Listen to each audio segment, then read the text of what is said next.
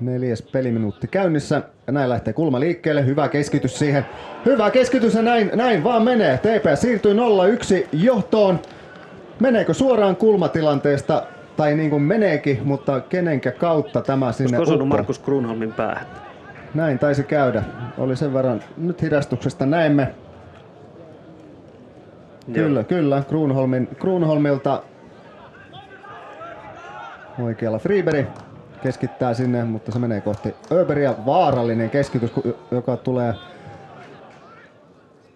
Ja näin vasemmalla Kousidis pelaa eteenpäin. Kyllä on hyvä keskitys siihen maalille.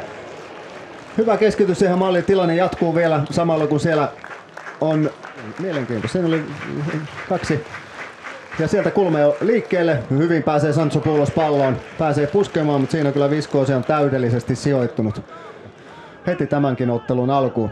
Nyt TPS rakentelee hyökkäystä tuolta vasemmalta. Laitetaan pitkää palloa tuonne vasemmalle. Sieltä lähtee matala keskitys ja vaarallinen. Ja näin vaan on, että pääseekö siihen Ääritalo väliin vai meneekö tämä veto suoraan.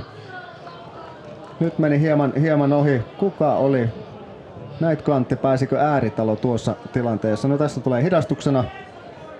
Jakonen pistää pallon maalille, mutta en nähnyt kyllä live-tilanteessa, että ei siihen Ääritalo osu. Ei pääse, kyllä. Harhauttelee Hyyrystä. Hyyrynen käyttää hieman tuossa tilanteessa käsiään niin kuin kuuluukin. Kousidis edelleen pallossa pelaa läpi Peintsille. Nyt on Peintsillä 1000 taalan paikka, mutta Viskooselta aivan loistava torjunta TPS:n puolustuslinjan eteen, mutta siihen pääsee kuitenkin Moore jalkoinen väliin. Nyt on Emetillä 1000 taalan vetopaikka. Veto lähtee, mutta veto on kyllä hieman vaisu. Junnu termeen hautoon. Kyllä. Ja nopeasti pelataan tilanne. Aisley pelaa eteenpäin, mutta ei pääse siitä tuikkaamaan. Aisley kavennus osumaan.